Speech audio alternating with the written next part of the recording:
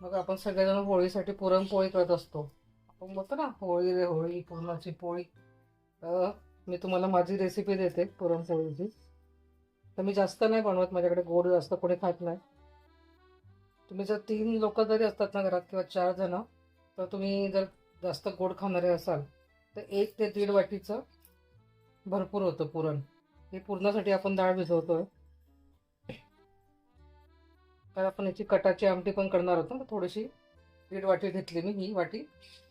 आणि याला आपण ना आता दोन 1 ते 2 तास असं पाण्यात भिजवून ठेवू.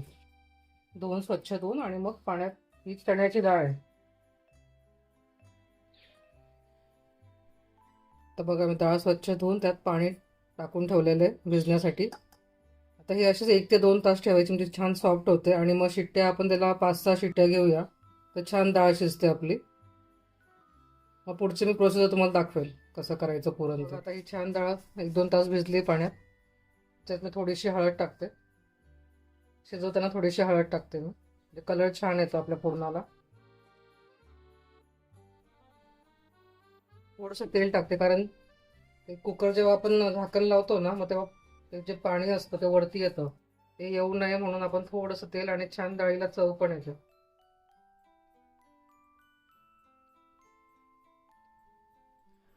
आता हे बघा, मी डाळ जी शिजवून घेतली होती ना आपण, ती मी काढून घेतली चाळणीमध्ये. आता याच्यात गूळ टाकून मी मिक्स करते, आणि शिजवून झालं ना एक पातेलीत शिजवून घेते. मग तुम्हाला दाखवते. बघा, याच्यात मी ना 1 वाटी गूळ घातलाय. मी साखरेच्या नाही बनवत, मी गुळाच्याच बनवते. ठीक आहे. आता हे मी वाटून घे. बघा, आता ना आपण ते पुरण वाटून घेतलं होतं ना, ते मी आता गरम करायला ठेवलंय असं. आणि कसं कळेल की तुमचं पुरण शिजलंय म्हणून? हा चमचा असा उभा केला ना की तो असा पडला नाही पाहिजे. ठीक आहे. आणि त्याच्यात ना थोडंसं मी तूप टाकते, म्हणजे खाली चिपकणार पण नाही आणि टेस्ट पण छान येते. पुरण शिजवायला मला 7 ते 8 मिनटं लागले, बस, जास्त नाही.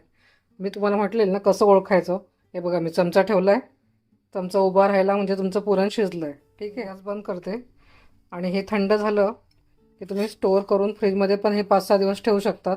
जेव्हा हवं तेव्हा थोडंसं काढून तुम्ही गरम गरम पुरणपोळी खाऊ शकतात. पुरणपोळीची कणिक मळून घेतोय आपण. त्यासाठी आपण ना गव्हाचं पीठ घेतलंय 2 कप. त्यात मी थोडंसं मीठ टाकते, अगदी थोडंसं. त्यात थोडी हळद पण घालते, म्हणजे पुरणपोळीला छान पिवळा कलर येतो.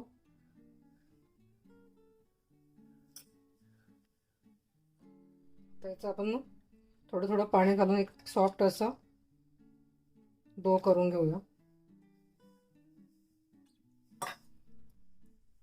त्याचे पण छान अशी घट्टसर पण नाही आणि पातळ पण नाही, मिडियम अशी कणिक मळून घेऊया. पण थोडी सॉफ्ट हवी, म्हणजे पोळ्या चपात्या ज्या आपण करतो ना त्याच्यापेक्षा सॉफ्ट. मला दाखवते मी.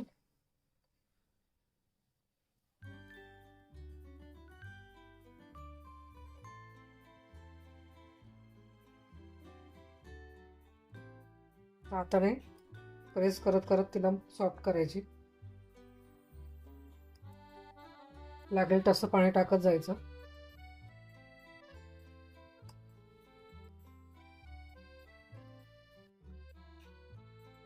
बघा, असं मी मळून घेतलंय छान.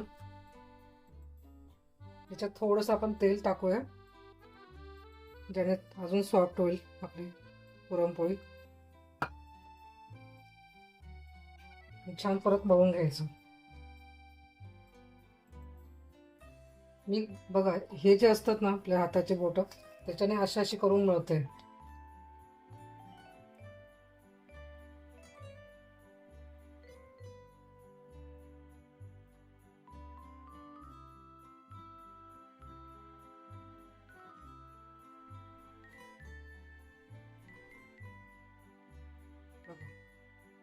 सॉफ्ट असा आटा झालाय, कलर पण छान आलाय.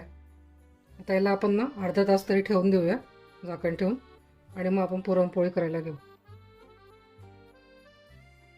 असं आतमध्ये टकिंग करून ठेवायचं याला सॉफ्ट.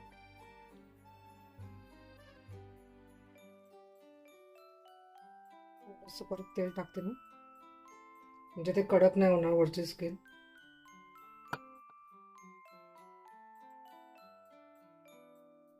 आता आपण पुरणपोळी करून घेऊयात. पीठ छान मळून झालेलं आहे, आपलं सॉफ्ट झालं आहे.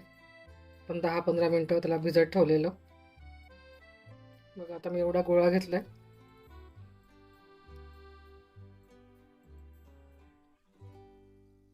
त्याला आपण आता पिठात थोडंसं डस्ट करूया.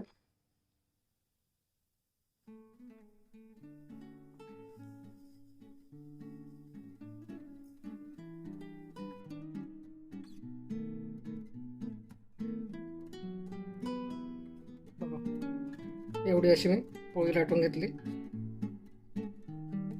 त्याच्यात ना आता एवढा गोळा घेतला मी पूर्णाचा. ठीक आहे, याच्यात ठेवूया. नंतर त्याला आपण आता जसं मोदक करतो ना तसं त्याला बंद करायचं.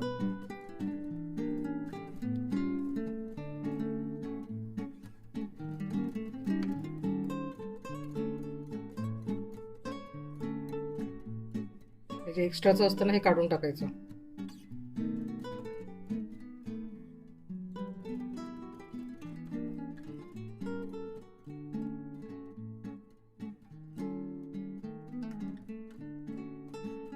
थोडंसं याच्यावर पीठ घेते.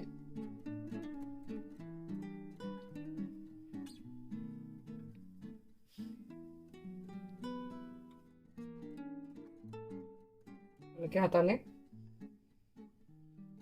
पोळी लाटून घ्यायची.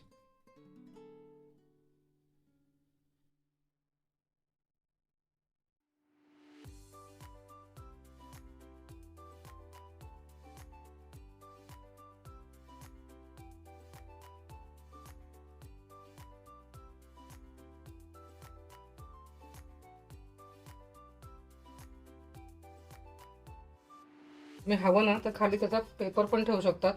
आपला बटर पेपर असतो ना किंवा आपला बेकिंगवाला बेकिंग पेपर, तर तो त्याच्या खाली ठेवायचा. म्हणजे पोळपाटला चिटकत नाही पोळी, अशी पण चिटकत नाही.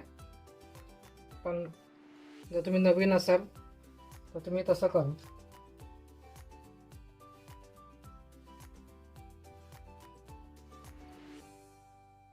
बघा पोळी लाटून झाली आपली छान. आता मी तव्यावर शेकून घेते. तवा गरम करायला ठेवलाय.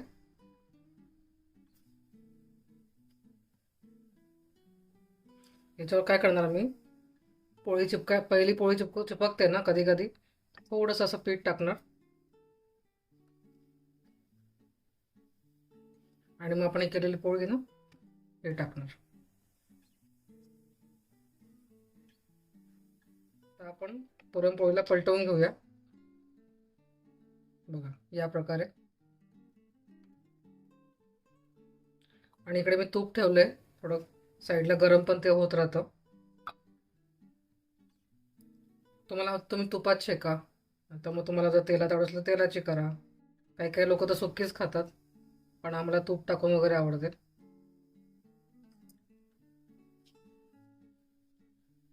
कलर किती छान आलाय बघा. नाही पिवळा, आपण थोडीशी हळद घातलेली ना पिठात, त्याच्यामुळे कलर खूप छान आलाय. अशी फुगते बघा. वा ते छान दिसतंय बघा. तर दुसऱ्या साईडने पण थोडंसं तूप लावून घेऊया. आणि तुम्ही जेवायला बसतात ना त्यावेळी अजून तुम्ही वरून थोडं गरम तूप करून मस्त छानपैकी पुरणपोळीवर टाकायचं आणि मस्तपैकी ताव मारायचा. ज्यांना गोड आवडत असेल तर त्यांच्यासाठी तर मेजवानीच आहे.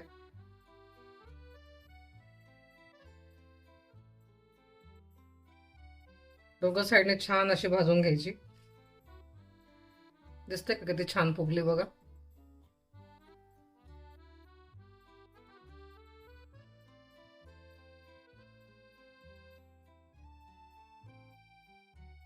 तर आपण पोळी काढून घेऊया.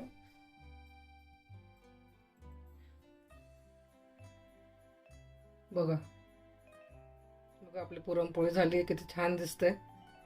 तुम्ही नक्की ट्राय करा. आणि हो मी ना सांगायला विसरलेले, जेव्हा आपण पुरण शिजवलं ना त्यात मी विलायची पावडर आणि थोडंसं जायफळ टाकलेलं, ते मी सांगायला विसरले. तर तुम्ही जेव्हा पुरण शिजवतात ना त्यावेळी त्याच्यामध्ये थोडीशी विलायची पावडर आणि थोडंसं जायफळ हे टाका. त्याच्याने सुगंध खूप छान येतो पोळीला. नक्की ट्राय करा माझ्या रेसिपी, आणि माझ्या रेसिपी आवडत असतील तर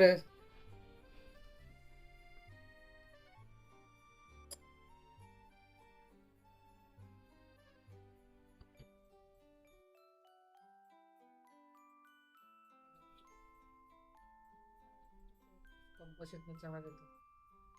मला सकाळचा जो चहा असतो ना, असा बशी आणि कप असं ओतून प्यायला असं आवडतं. संध्याकाळी चालतं मग वगैरे घेते, त्याच्यातनं चहा घेते. आज ना आपल्याला खूप कामं आहेत. आज त्याच्यासाठी मी रेसिपी बनवते ना होळीसाठीच्या, तर त्याच्यासाठी खूप सारं काम आहे. म्हणून मी काय करते ना, अगोदर नाश्ता आणि जेवणाची तयारी सगळी करून ठेवत असते. त्याच्यानंतर मग पूर्ण दिवस आपला फ्री असतो, त्या वेळात मग आपली रेसिपी वगैरे शूट करत असते. तर मला वाटतं की तुम्हाला सगळ्यांना माझ्या रेसिपी आवडत असतील, तर बघत राहा. छान छान रेसिपी येणार आहेत तुमच्यासाठी होळी स्पेशल. बघत राहा. बघा, मी तुम्हाला म्हटले ना की कुठलं एक्स्ट्रा काही काम काढायचं असलं त्याच्या अगोदर जेवण बनवून ठेवायचं. बघा, भात मी आत्ता गरम गरम केला. कढी मी सकाळी बनवलेली, पिवळी भाजी बटाट्याची. हे कोरड्यांची भाजी आहे, आपल्या कोरड्या असतात ना गव्हाच्या, त्याची भाजी. तुम्हाला हवी असेल त्याची रेसिपी देईन मी तुम्हाला, मला सांगा तुम्ही. आणि इकडे आहेत आपल्या चपात्या. या जेवायला.